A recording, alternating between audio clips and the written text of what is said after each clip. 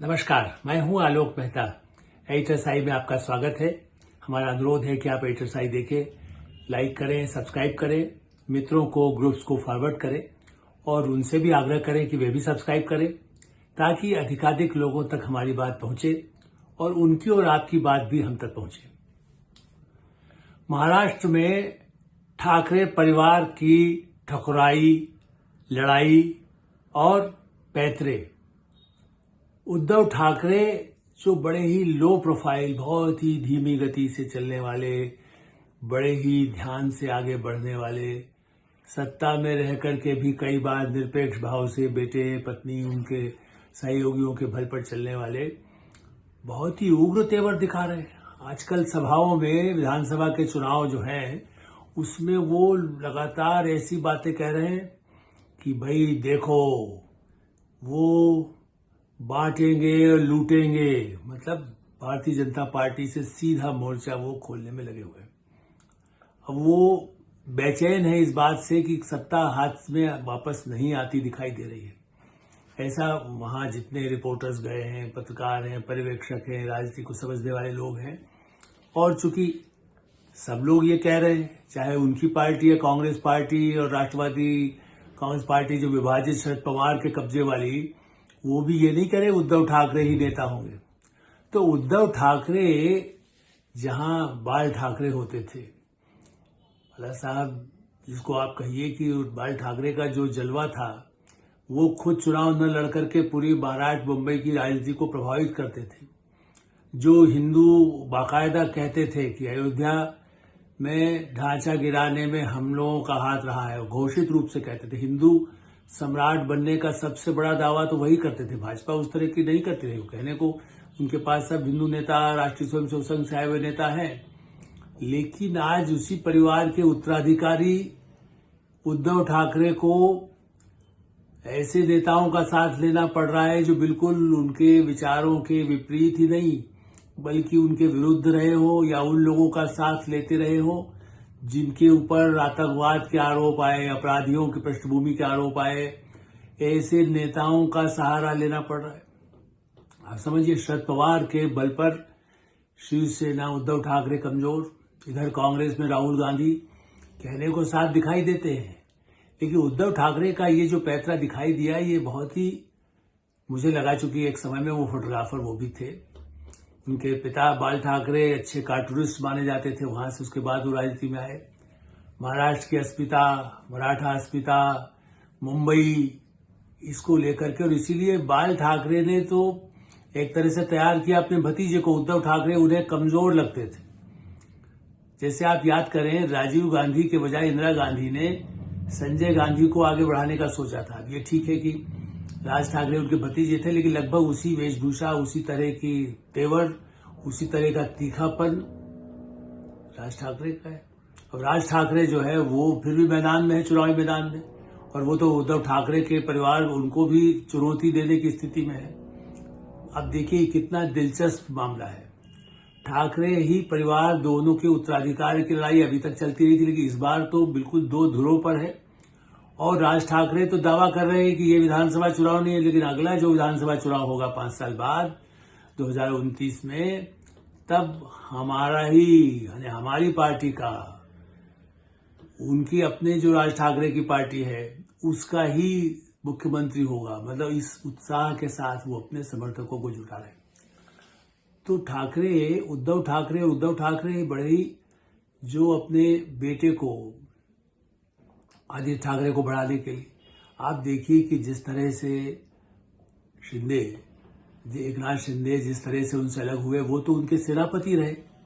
सारा शिवसेना को उद्धव ठाकरे के सत्ताकाल या उससे पहले भी देखा जाए तो एकनाथ शिंदे जमीनी कार्यकर्ता से इतनी तेजी से उभरे, और वो बेकायदा मुख्यमंत्री बनने के बाद तो उनका चेहरा, उसके पहले उनको कम लोग जानते होंगे देश में। मतलब महाराष्ट्र में, मुंबई में उनकी पहचान वर्कर के बीच में, लोगों के घरों में, इसलिए मुख्यमंत्री बनते उन्होंने जिस तरह दरवाजे खोले, उद्धव ठाकरे तो मिलते ही नहीं थे। वो तो उनकी दूरियां, उनकी सुरक्षा के घेरे बड़े बड़े रहते थे, और दूसरा उनकी पत्नी, उनके बेटे वो राज करते हैं, ऐसा लोग बताते थे कि किस तरह से उन्हीं की चलती है ज्यादा। और तब भी चूंकि मिलीजुली सरकार चलाना है, भारतीय जनता पार्टी के साथ कई बार समझौते के प्रयास उनके भी हुए, लेकिन वो नहीं सफल हो पाए। एक समय तो वो चाहते थे कि भारतीय जनता पार्टी उन्हीं को स्वीकार करे, लेकिन यदि उनको 2.5 साल के लिए बनाया गया था और बाकायदा बीजेपी ने पहले भी संबंध निभाए हैं, लेकिन मजबूरी में उन्हें शरद पवार का दामन थामना पड़ा और पिछले लोकसभा चुनाव में कोई बहुत ऐसा वो चमत्कार नहीं दिखा सके। एकनाथ शिंदे आज भी भारी हैं और भारी रहेंगे, ऐसा अभी तक के संकेत हैं। ऐसी स्थिति में वो अब और दूसरा लुटाने का मतलब वो पूंजीपतियों को भी अटैक कर रहे हैं जो उनके साथ हैं। क्योंकि ये खबर भी ताजा जब आई, देखिए इससे ही जुड़ा मुद्दा है, और तो उनके हिंदुत्व के और उसको लेकर के शिवाजी के उत्तराधिकार को लेकर के।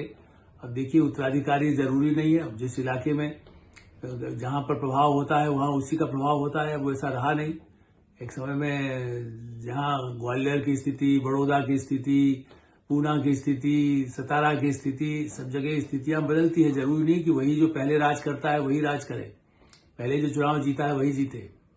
ऐसी स्थिति में अब जब पूंजीपतियों की बात करते हैं तो ये तो मैं तो चश्मदीद एक तरह से कहना चाहिए कि गवा रहा हूं, देखता रहा हूं।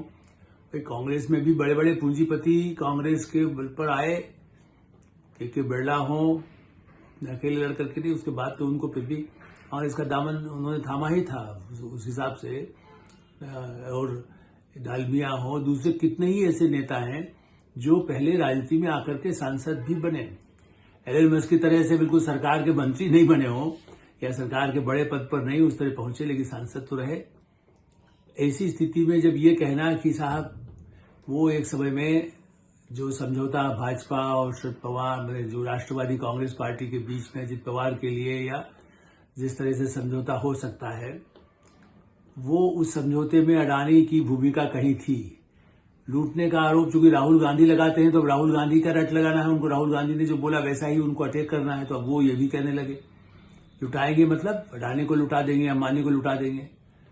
आप याद करिए कि जो संबंध बाल ठाकरे के भी मुंबई में रहने वाले पूंजीपतियों के साथ उनका सम्मान, बाल ठाकरे का सम्मान करते थे, उनका प्रभाव था।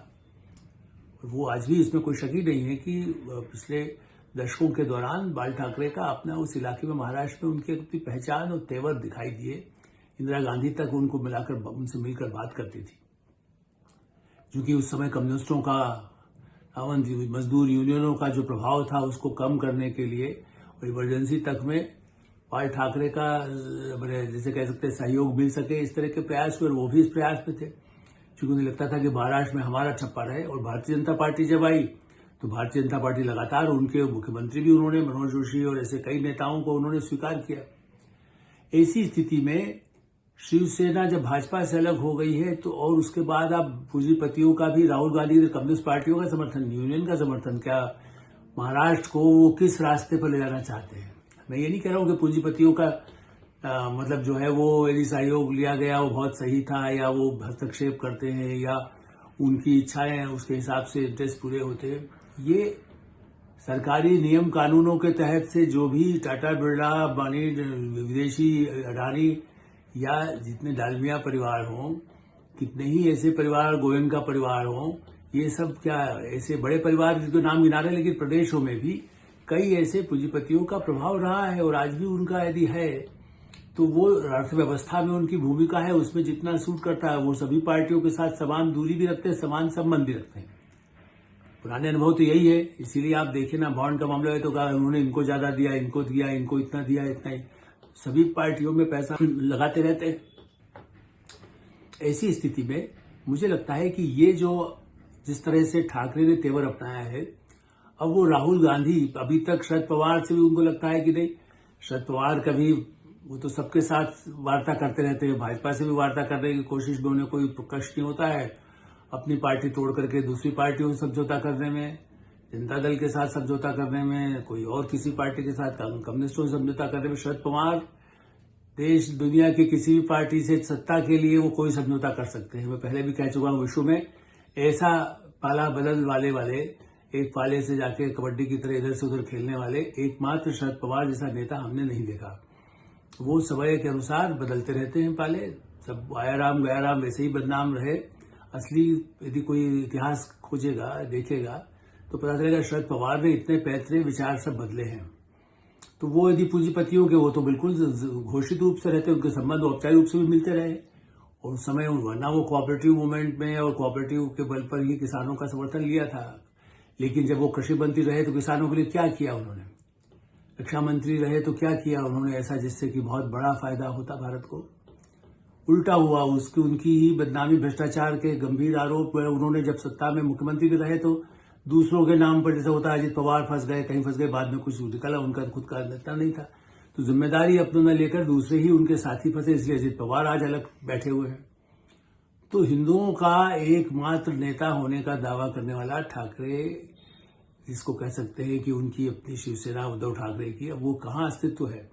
हाँ, थोड़ा उनका प्रभाव है, हम ये नहीं कह रहे हैं कि वो उनको कुछ सफलता नहीं मिलेगी, उनका जहां उनके बहुत ही लायल ऐसे है या धन की माया भी उनके पास है, सत्ता में रह करके और सत्ता से पहले भी उनके पास एक अपना, चुनावों में सबसे बड़ी शक्ति धन शक्ति होती है।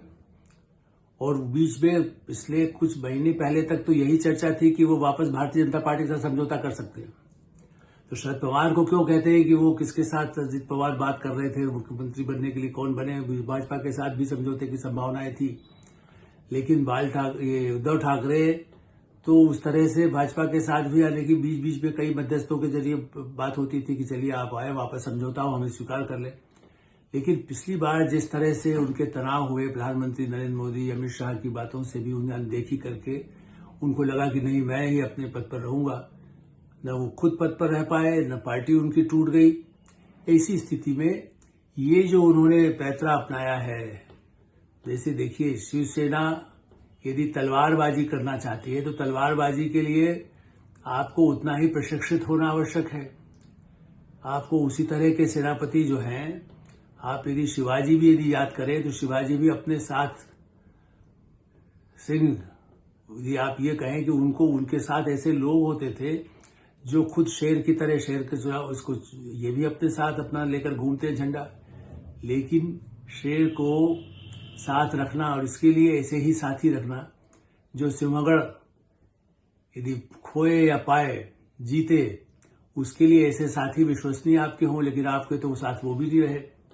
यहां तक कि राज ठाकरे के साथ भी आप समझौता नहीं कर सके, भाई वो तो दूर के नहीं थे, वहां तो बिल्कुल ही अपने थे। तो ये परिवारों का जो द्वंद्व है, शरद पवार, अजित पवार, उद्धव ठाकरे, राज ठाकरे, और इसी तरह से कांग्रेस पार्टी जिसके सहारे है, वहां तो सिर्फ राहुल गांधी एंड कंपनी उन्हीं के सलाहकार हैं। ऐसी स्थिति में यदि आप उग्र तेवर अपनाते हैं तो क्या बाद में भी अपने भविष्य के लिए उन लोगों के लिए रास्ता खोल पाएंगे? क्या कोई ऐसे समझौते की नौबत आती है, वो तो अड़े रहेंगे। शरद पवार तो सुप्रिया सुले को मुख्यमंत्री बनाना चाहते हैं, पृथ्वीराज चौहान क्या पीछे रहना चाहेंगे? यदि कांग्रेस में कोई मौका होगा तो क्या वो नहीं अपना दावा पेश करेंगे? कांग्रेस के पास तो कई जितने कहें, राहुल गांधी अचानक किसी को भी ऊपर से टपका करके कह देंगे इसी को आप स्वीकार करिए, जैसे पंजाब में किया गया था, चाहे पार्टी बर्बाद हो जाए। ऐसी स्थिति में उद्धव ठाकरे राहुल के इस फार्मूले पर कि लूटेंगे, बांटेंगे, ये कहकर के विरोधियों के खिलाफ जो अभियान चला रहे हैं, उससे क्या अपने पैरों पर कुल्हाड़ी तो नहीं मार रहे हैं? देखिए, ये जो है महाराष्ट्र की राजनीति में इसका असर सामाजिक रूप में जिस तरह भयानक होता है, लोगों को भड़का करके, उग्र बना करके, और उसकी उग्रता का फायदा देर सवेर नुकसान ही होता है। उग्र तेवर नहीं अपनाए जा सकते। आप कह सकते हैं कि फडणवीस और दूसरे लोग भी उस तरह के अपना तरीके अपनाते हैं, लेकिन वो क्या करेंगे? देवेंद्र फडणवीस जो है वो उद्धव ठाकरे का मुकाबला करने के लिए, शरद पवार का मुकाबला करने के लिए उत्तेजक वो भी भाषण देते हैं, लेकिन ऐसे नहीं देते हैं कि लुटा दे, बटा दे और सबके साथ दुश्मनी कर ले। इसलिए आर पार की लड़ाई में देखना होगा कि उद्धव ठाकरे के तेवर कितने बने रह सकते हैं और उसका महाराष्ट्र चुनाव में उनको कितना फायदा होगा, और उनके गठबंधन को राहुल गांधी की सवारी करने से, उनके आगे रहने से, उनको बैसाखी बनाने से ठाकरे परिवार को, खास करके उन्हें और उनके बेटे के जो मुख्यमंत्री बनाने का सपना है, क्या साकार हो सकेगा? ये तो बस इस महीने की 23 तारीख को पता चल जाएगा। एडिटर साइड में भी विराम देते हैं। आप एडिटर साइड देखते रहें, लाइक करें, सब्सक्राइब करें, मित्रों को, ग्रुप्स को फॉरवर्ड करें, और आपकी जो राय है उससे भी हमें अवश्य अवगत कराएं। धन्यवाद, नमस्कार।